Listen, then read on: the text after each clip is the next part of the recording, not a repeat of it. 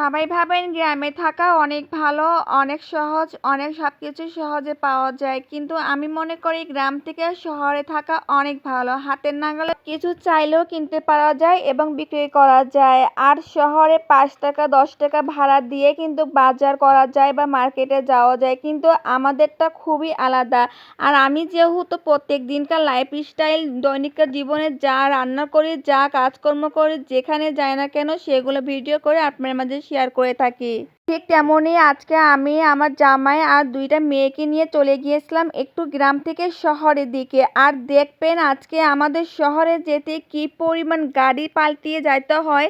আজকে আপনারা দেখলে বুঝতে পারবেন যে আমরা কতগুলো গাড়ি আজকে পাল্টিয়ে নিয়েছিলাম। তো বাসা থেকে আমার জামাই আজকে তার পছন্দের যে পাখিগুলো ছিল এগুলো আজকে নিয়ে নিল খাঁচার মধ্যে। আর এগুলো পাখি আজকে বিক্রয় করা হবে, কেননা এ পাখি অনেক দিন থেকে ছিল, অনেক দাম থেকে কেনা হয়েছিল। আর যেহেতু আমার বাসাতে অনেক বড় বড় ইঁদুরের কারণে আমাদের পাখিগুলো ডিম বাচ্চা করা থেকে বিরত ছিল। একটু রেস্টে রাখলেও হয়তো ডিম বাচ্চা করতো, কিন্তু এত কষ্ট করে এত তাকলিফ পোহায় ২টা বাচ্চাকে নিয়ে যাচ্ছিলাম, স্বামী স্ত্রী চলে যাচ্ছিলাম। আর দুপুর ঠিক ৩টা নাগালে আমরা দুজনে বের হয়েছিলাম। আর ২টা মেয়ে তো কোনোভাবে বাসায় থাকবে না, আমাদের সঙ্গেই যাবে। একটা ভ্যান অলরেডি আমরা পার হয়ে নেমে আসলাম ঘাটের দিকে। আর এই ঘাট এখন পারাপার করতে হবে নদী। আর এখানে দেখেন কত সুন্দর ঘোড়া গোসল করছিল গরমের মধ্যে, আর নদীর পানি কৃষ্ণ ছলছল করছিল। আর আমাদের কিন্তু সবসময় এই ঘাট আগে পাড়ি দিতে হয়, এই ঘাট না পার দিলেও এপার না গেলে আমরা গাড়ি পাবো না। আর এখানে আমার জামাই একটু মন খারাপ করে দাঁড়িয়েছিল, আমার জামাইকে বলছিলাম একটু হাসো, একটু কথা বলো। আমার ছোট মেয়েটা একটু হাসছিল, সবাইকে সালাম দিচ্ছিল, সবাই সালামের উত্তর নেবেন অবশ্যই।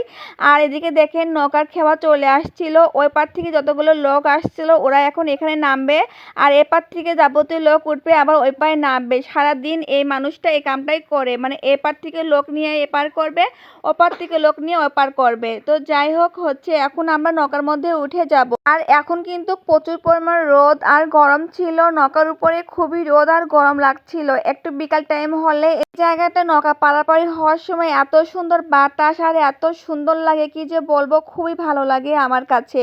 তো আমি যেহেতু আপনাকে প্রথমেই বললাম দৈনিকার লাইফস্টাইল, আমি যা রান্না করি, যা খাই বা যেখানে যাই বা যা কাজকর্ম বাসায় করে থাকি, এগুলোই আমি আপনার মাঝে ভিডিও করে আপলোড করে থাকি। জানি না আপনাদের কাছে কেমন লাগছে আমার ভিডিওটা। যদি ভালো লাগে অবশ্যই আমার পাশে থেকে সম্পূর্ণ ভিডিও দেখে একটা গঠনমূলক কমেন্ট করে লাইক কমেন্ট একটা শেয়ার দিয়ে পাশে থাকবেন। কারণ যারা আমরা বড় ভিডিও তৈরি করি তারা কিন্তু খুব ভালো করে জানি একটা ভিডিও তৈরি করতে কতটা সময় লাগে, এডিটিং করতে ভিডিও করতে হয়, আবার এডিটিং করতে হয়, তারপরে ভয়েস ওভার দিতে কতটা কষ্ট লাগে। তো যাই হোক এখন আমরা খেওয়া নৌকা পার হয়ে এপারে এসে একটা গাড়িতে উঠে পড়লাম। গাড়ি থেকে ওঠার পর নেমে গেলাম। তো এখান থেকে একটা ব্রিজ পার হতে হবে, এখান থেকে হেঁটে যেতে অনেক কষ্ট বাচ্চাদেরকে নিয়ে, যেহেতু আজকে হাটের দিন ছিল, এখানে অনেক বড় বড় গাড়ি যাচ্ছিল। আর দেখেন আমার জামাই কিন্তু আগে আগে বাবুকে নিয়ে এবং খাঁচা নিয়ে চলে যাচ্ছিল। আমি এত বললাম যে মেয়েকে আমার কোলে দাও, কিন্তু বলো যে না তুমি মেজো মেয়েকে নিয়ে তুমি হাঁটে হাঁটে আসো, আমি তাড়াতাড়ি গাড়িতে যে উঠি গা। তো আমার জামাই এসে এখানে আরও একটা ভ্যান গাড়ি নিয়ে উঠে বসলো।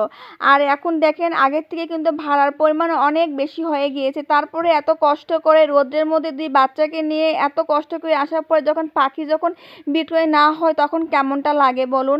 অনেক কষ্ট করে আমরা আসলাম, এতটা জার্নি করে এতটা গাড়ি পাল্টাই, অতটা টাকা লাগছে ভাড়া জানেন না, অনেক টাকা লাগছিল ভাড়া। আর এখানে আসার পরে এরা এত কম দাম দিয়েছিল কি যে বলবো, দেওয়ার মতো কোনো মন মানসিকতাই একদম ছিল না। খুবই কষ্ট লেগে গিয়েছিল, যার কারণে আমি বললাম থাক তাহলে এখন আর বিক্রয় করব না। যেহেতু আমার পাখিটা কোনো সমস্যা নেই, অনেক ভালো ডিম বাচ্চা করেছিল আমাদের এখানে। তো ভাবলাম যে আমরা ২০ দিন ভালো করে খাবার দাবার দিয়ে রেস্টে রাখলে হয়তো ডিম বাচ্চা করবে, এটা থেকে আল্লাহ মনে হয় আমাদের ভালো কিছু রাখবে ইনশাল্লাহ। তো আমার জামাই কিন্তু কোনো খাবার দাবার খায় নাই, তাই ভাবলাম যে জামাইকে কিছু একটু ভাত খাওয়াই দে, ভাজা পোড়া খেলে পেটটাও ভরবে না। তো বললাম যে ১ প্লেট ভাত খেয়ে নাও। ট্যাংরা মাছ জামাইয়ের পছন্দ, তো জামাইয়ের পছন্দ অনুযায়ী মাছ নিয়েছিলাম। তো এদিকে ২ মেয়েও খাবার দাবার করছিল, তো জামাই আমার খেয়ে নিচ্ছিল। আমাকে বললো, আমি যেহেতু খেয়ে আসলাম তাই আমি আর খাই নাই। সবাই ভালো থাকবেন, আসসালামু আলাইকুম, আল্লাহ হাফেজ সবাইকে।